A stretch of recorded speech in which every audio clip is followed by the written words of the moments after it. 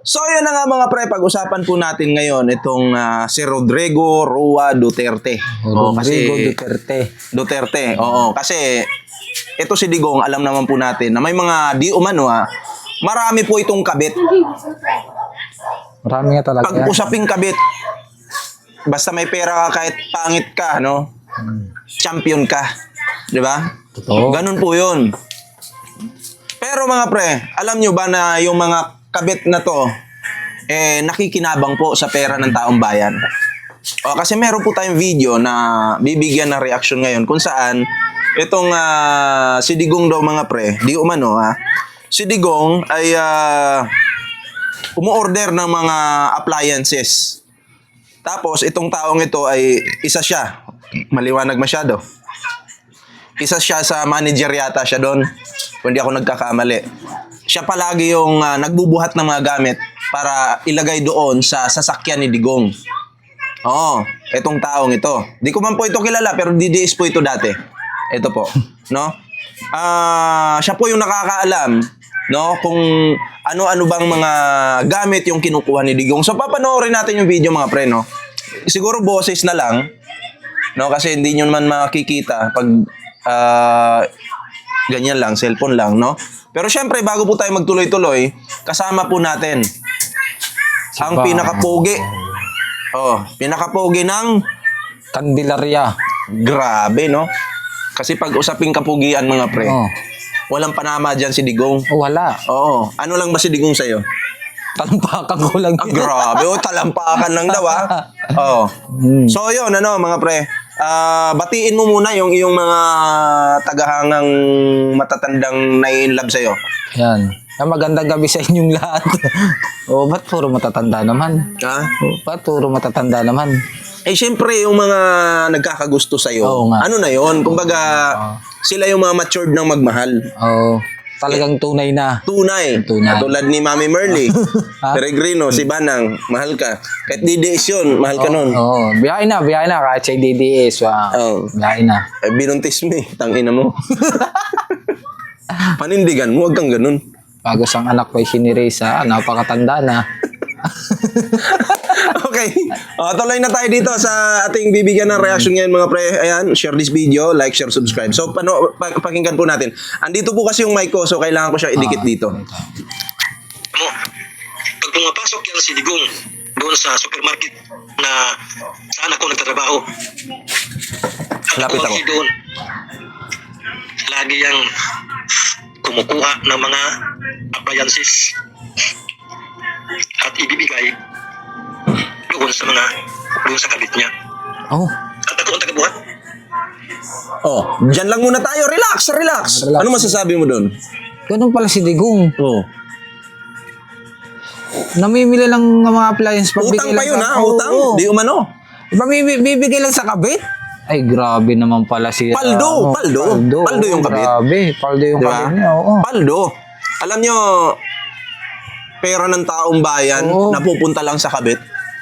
Diba? Sarap ng buhay ng kabit ang kakapal ng mga mukha nitong mga to, hindi na nahiya. Grabe talaga. Hindi na nahiya. Si Digong din, walang hiya. Kasi pera ng taong bayan yun Pera ng taong bayan, hindi mo naman pera yan. Kasi sabi mo nga, pulubi ka. Anong may bibigay mo sa kabit mo kung mahirap ka lang? Di ba? Sabi mo, di ba? Pero kung inamin mo sanang mayaman ka, magkakaroon kami ng idea na doon mo kinukuha sa yaman mo yun. Mahirap ka lang sabi mo di ba? Saan mo kukunin yun? Oo nga. Pera ng taong bayan. Appliances, iba't ibang klaseng appliances. Ay, grabe pala. Take note hindi lang po ito isang kabit yung pinag-uusapan dito. Marami. Marami. Paano kung si Banang naging kabit niya? Bibigay mo o babawiin mo?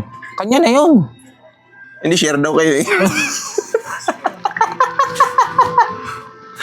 Grabe, supportahan po natin si Bawo at tatakbong pagka-mayor ng Davao City sa 2028. Ayan, so ito na. Tuloy natin. Ako ang tagabuhat kasi ako ang head doon. At yung mga gwardiya niya, yung mga bodyguard niya, nakatingin lang, hindi man lang tumulong sa akin magbuhat. Papunta doon sa Toyota niya. Siyempre, yung mga bodyguard, feeling nila, sila, mas nakatataas. Nakakahiya naman. Uutusan mo pa sila, di ba? Kaya ikaw na lang daw magbuhat, sir. Kasi, total, sa inyo lang naman daw umuutang. Diba? Utang yung mga appliances tapos yung pagbabayad Hindi, ko. syempre, kung ako mayor, busy akong tao, ang gagawin ko, sige, total, kaibigan ko naman may-ari ng ng store, di ba? Kaibigan ko. So, mamaya na lang kasi nagmamadali ako. So, hakutin ko muna, then bayad sa mga susunod na oras. Ganon. So, parang ganon yung pagkakaintindi ko dyan. Yung na Hilux. Tagal na yan eh. Hindi nila lang tinapon kasi mahirap siya. Di ba? At yung bahay nila, hindi niya binago kasi pag binago niya, mahalata ang korupsyon. Kaya doon ko na nung tumakbo siya bilang presidente, nung nagsalita siya na hindi siya korap, galit siya sa korap. Nalala ko tuloy. Ang sama-sama pala ng ginawa niya noon. Lahat. Ayan sabi ni Digong, galit siya sa kurap. Pero siya din mismo kurakot. Siyempre, alangan naman umamin ka sa publiko, sasabihin mo, kurakot din ako. Siyempre, magdadrama ka para manalo ka. Magdadrama ka para kampihan ka ng mga tao. Galit ako sa kurap, putang ina ninyo. Diminura niya yung sarili niya, di ba? Totoo yan. Sarili niya yung minumura niya. Mura yung sarili niya. Kasi kung hindi siya kurap, hindi siya hudas na tao, hindi siya tanga, hindi siya inutil, hindi siya nanlalamang, hindi niya minura yung Diyos, hindi niya minura yung Santo Papa, dapat wala sana sa higto ngayon. Oo, wala. Pero nasa hig, di ba? So, ibig sabihin, kinarma ka talaga. Bad karma yan. At pag ganyang, syempre, nakikita natin yung sitwasyon ni Digong, di ba? Mukhang malabong makalaya yan. Wala na, hindi na. So, ikaw, bilang isang DDS, di ba, akyat bahay kayo nun? Kasama ko si Digong. Putang ina mo. Kasama mo. Ang dami na naman galit yan. Hindi. Eto bigyan mo ako ng idea. Kasi ikaw, alam ko naman, dati kang DDS. Bilang isang DDS dati at dati kang nagtutulak, anong masasabi mo sa kanila dyan? Tutulak? Hindi mo nagtutulak. Nagtutulak ng truck. Ano naiisip ninyo kayo Nagtutulak ako ng truck truck. Tinutulak ko yung truck. Kasi naubusan ng gasolina. Uy, tutulak ka pala. Hindi, truck. Ang gulat ko naman Kaya ako sabi ko, nagtutulak? Hindi, mali pala yung tanong. Mukha pa yan nagtutulak. Bilang isang DDS dati, okay? Anong feeling na nagbago ka na ngayon? Kasi dati, alam naman natin, gumagamit ka. Ano yung masasabi mo bilang DDS? Nagbago ka na, di ba? Nagbago. Nagbago na, pero hindi ako gumagamit. Ay, hindi ba? Hindi. Kasi bawal yan Kung yung tatay niyo gumagamit, pero ako hindi. Nagmamariwana yung tatay ng mga yan mamariwana di ba? Hindi, gumagamit ka ng sigarilyo. Sigarilyo. Sigarilyo, okay yun. Pero yung pinagbabawal na gamot, pas tayo dyan. Sige. Di ba yung mga DDS maraming krimeng ginagawa? DDS ka dati. Yung, kumusta naman yung pagiging bugaw mo dati? Paano ka nagbago? Paano nagbago sa bugaw? Ngayon naman, bugaw ka? Ano ba talaga? Uy! Wala naman daw nagbago sa bugaw. Nagtutulak, bugaw. Ano ba? Nagbubugaw ng manok. Yun, nagbubugaw ako manok. Nagbubugaw ako manok. Pero yung sasabi na nagbubugaw tayo ng kung ano-ano, hindi po tayo. Pero, kung lalapitan niyo po ako, sa mga kapulisan dyan, welcome naman to Kanginto. yari tayo dyan. Pero okay na po, pinarehab niya. Yan. Pinarehab niya.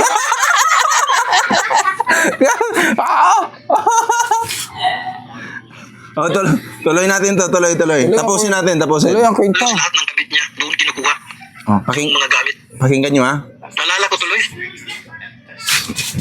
Ang sama-sama pala ng ginawa niya noon. Na halos lahat ng kabit niya doon kinukuha. Yung mga gamit. Ako mismo, ang nagkakarga doon sa naglalagay doon sa sakyan niya. Yung driver niya, yung pumunta sa sa Senate, sa sinungaling. Yan, kita ko yan. Lahat ng mga gamit ng mga kabit niya noon, galing yun sa amin, kumpanya. Ganun siya kakurap noon pa lang. Hindi yan lumalapit sa manager namin. Binibigay lang sa akin yung yung listahan. Microwave oven, rice cooker, toaster, Ang dami. basta lahat. Electric pan, o anong kailangan ng kanyang kabit. Doon sa amin kinukuha. Kasi Chinese yung may-ari. Kaya doon, nung tumakbo yan noong 2016, tinago ko lang sa sarili ko. Kasi masama kasi yung maging marites na lang tayo. Pero kitang-kita na ngayon sa flood control. Alam pala niya na yung DPWH ay grabing korupsyon. At yung mga anak niya nung nakaupo siya bilang presidente, ang lalaki ng mga confidential pa. Hindi lang yung kay BBM ngayon na hiningi ni Sara. Nabuhay sila sa pira na hindi nila pinaghihirapan. Tayong naghihirap para palamon sa mga pagnanakaw na yan. Kaya ibuto pa niya yan sila. Si Sara. Si Sara nga halos nga hindi. Nagtrabaho yan sa City Hall. Hindi nga yan marunong umarap. Wala akong nakitang project niya. Isang ginawa lang yan doon sa City Hall Yung TV nila na nakalagay doon sa sa sanggunian na mga trabahante nila nanonood na ng TV, walang ginawa. Yun lang, sinabihan niya, tanggalin niya yung TV. Kasi ang laging trabaho niya, ang laging wala lakwatsa at sumba. Gusto niyo makita yung itsura ni Sara doon? Naku, lakwat sa pala yung palaging ginagawa ni Sara Duterte at nagsusumba! Ha? Oo. Grabe! Oh, ikaw ano masasabi mo doon, Bawa? Walang tamad, walang ginagawa. Isa lang project, TV lang pala yung nilagay. Magkano lang naman yung TV, di ba? Kayang-kayang bilhin. Mayor ka, dati, di ba? Nagtatrabaho ka sa City Hall. Oh, isa lang yung proyekto mo, TV lang. Kaya pala ngayon, naging vice president siya, wala talagang nangyayari. Oo. Di ba? Feeling ko tuloy walang vice ngayon. Wala. Kasi puro lakwatsa yung ginagawa. Dahig, di ba? Lagi. So, pasarap buhay lang. Masarap buhay lang. Kaya wala na. Hindi, parang ano na. Iboboto mo yan sa Hindi iboboto yan. 2028. Hindi. No, kasi pag yan yung binoto nyo sa 2028, para kayong kumuha ng tayo na pinukpok nyo sa ulo nyo. Oh, suluhin nyo So, lang yan. yun. Bahala kayo. Sa Diba? tingin ko sa darating na 2028, walang panalo yan si Sara Duterte. Bakit? Bakit sa tingin mo? Kasi nga, karamihan, puro BBM yan. Kasi marami din galit kay Sara Duterte. Eh, paano kung walang magagalit kay Sara Duterte? Eh, puro lakwatsa lang naman din ang ginagawa. Oh. Hindi tumutulong sa presidente kung anong ginagawa ng presidente. Sasabihin pa, tapos sasabihin ng di ba? Sa tingin mo, Bawaw, sa tingin mo, si PBBM, president, di ba? Ano bang dapat may ambag ni Sara Duterte sa Pangulo? Kung dapat, di ba, dapat tumulong siya. Oo. Ano yung dapat itulong? Tumulong. Kung sana'y tumutulong, di ba? Pero anong dapat? Dapat tumulong sa mga kung anong gawin. Langoy siya sa baha, Oo, no? lang Doon isa siya sa sa baha. baha. Hindi, yung yung tumutulong sa mga yung kagaya nga yung dati, di ba? Kung saan saan pumunta kahit yung bumagyo, di ba? Oh, yun. Parang, Diba? kasi parang, Nasaan siya? kung nasan yung Pangulo, nandun ka. No, kabuntot ka din kasi dapat. Buntot ka lang kasi. Kasi vice president ka eh. Oh. Dapat kayong dalawang niyan eh. Tuwang eh. Hindi, Pero wala. nasa ibang bansa ka eh. Oo, Papasarap buhay eh. Feeling ko tuloy ngayon yung Vice President si Leni Robredo eh. Oo. Oo, feeling ko ngayon mga pre. Di ko ramdam si Sara Duterte. Wala. Diba? Wala na. Okay naman sana noon may maisog, may bangayan yung kampo ni Digong at si PBBM. Hindi siya nakikialam. Wala sanang problema dun eh. Oo. Eh kaso bigla siyang nakialam. Oh, doon nagkaletse-letse yung buhay niya. Yan. 'Di ba?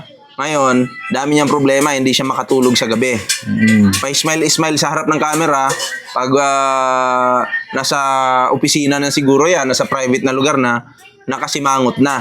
Hindi niya ma-enjoy yung kanyang paglakad-lakad. Kasi, feeling ko lang, kaya siguro siya paalis-alis ng bansa ngayon para matanggal yung stress niya. Kasi sa Pilipinas, stress yan. eh. Stress na. Diba? Bibisara mo. Bibisara na yan.